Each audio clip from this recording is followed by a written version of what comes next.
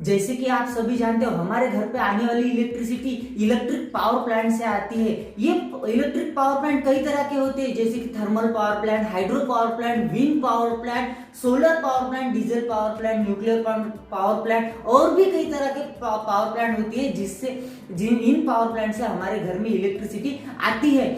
लेकिन क्या इन power plant में तैयार होने वाली इलेक्ट्रिसिटी सीधे हमारे घर पे आती है या फिर हमारे एरिया में जो पावर प्लांट है वही से हमारे घर की इलेक्ट्रिसिटी आती है?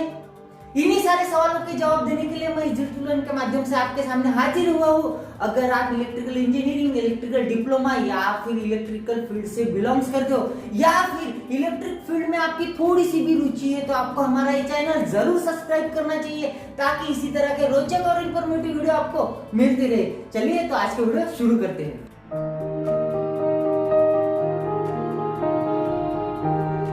जैसे कि आप जानती हो कि हम इलेक्ट्रिसिटी को जनरेट करने के लिए बहुत से पावर प्लांट्स का इस्तेमाल करते हैं, जैसे कि thermal power plant, wind power plant, hydro power plant, solar power plant, nuclear power plant जैसे बहुत से पावर प्लांट का इस्तेमाल करते हैं। बट इन्हीं सारे पावर प्लांट में से थर्मल पावर प्लांट ही एक ऐसा पावर प्लांट है जो 24 घंटे चलकर हमें कांस्टेंट पावर प्रोवाइड करता है।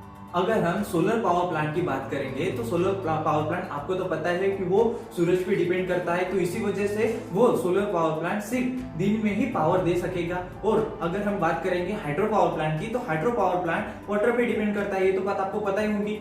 तो जब तक हमारे पास एक्सेस अमाउंट ऑफ वाटर रहेगा तब तक ही वो अच्छे से मतलब कि हमको कांस्टेंट पावर दे सकेगा।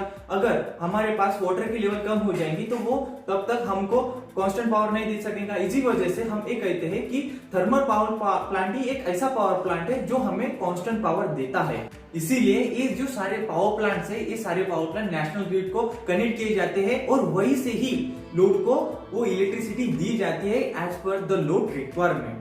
इससे हमको बहुत से फायदे होते हैं, जैसे कि इंडिया के जो सारे पावर प्लांट है वो पावर प्लांट अगर एक जगह पे कनेक्टेड रहते हैं तो जो हमारी इंडिया की कांस्टेंट पावर की जो रिक्वायरमेंट है वो रिक्वायरमेंट फुलफिल हो जाएगी। दूसरा और सबसे बड़ा फायदा मैं आपको एग्जांपल से समझाने की कोशिश करता हूँ।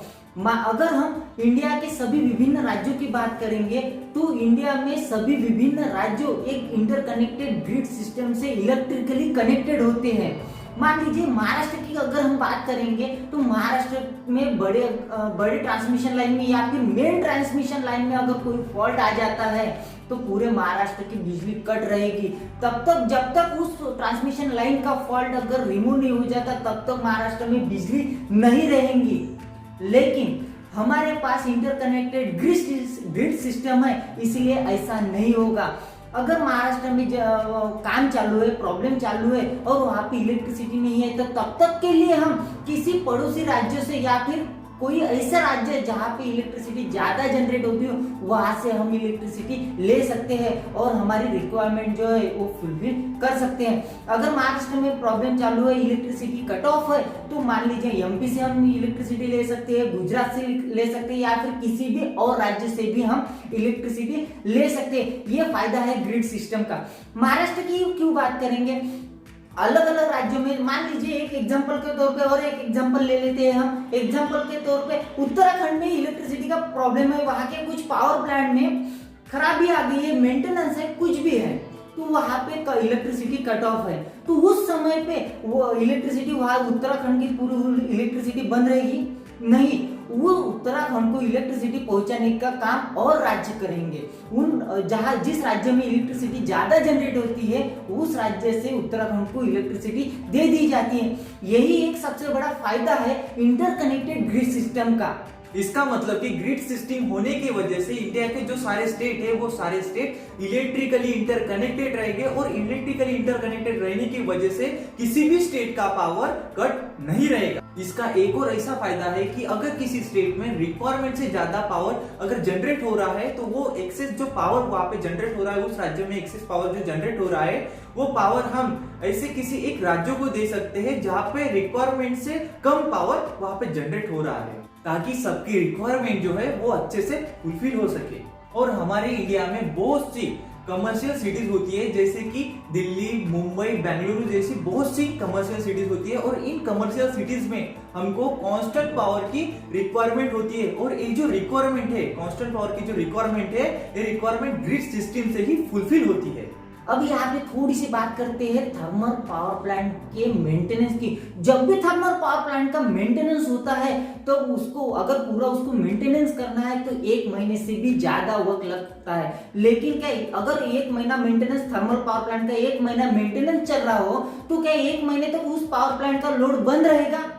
नहीं, उस लोड को जो थर्मल पावर प्लांट जो 1 महीने का मेंटेनेंस कर रहा है, उस थर्मल पावर प्लांट का जो लोड है उसको इंटरकनेक्टेड ग्रिड सिस्टम से सप्लाई दी जाती है। वो लोड बंद नहीं रहता, वो लोड की इलेक्ट्रिसिटी कट ऑफ नहीं होती। जब तक इस थर्मल पावर प्लांट का मेंटेनेंस चल रहा है तब तक उसको इंटरकनेक्टेड ग्रिड सिस्टम से सप्लाई दिए जाता है। यही तो फायदा है हमारे इंटरकनेक्टेड ग्रिड सिस्टम का।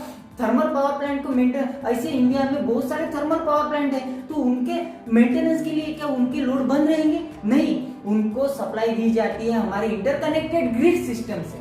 अगर ये इलेक्ट्रिकल का टॉपिक आपको अच्छा लगा हो तो हमारे चैनल को जरूर सब्सक्राइब कर लीजिए ताकि इसी तरह के रोचक और इंफॉर्मेटिव वीडियो आपको मिलते रहे। आज के लिए धन्यवाद।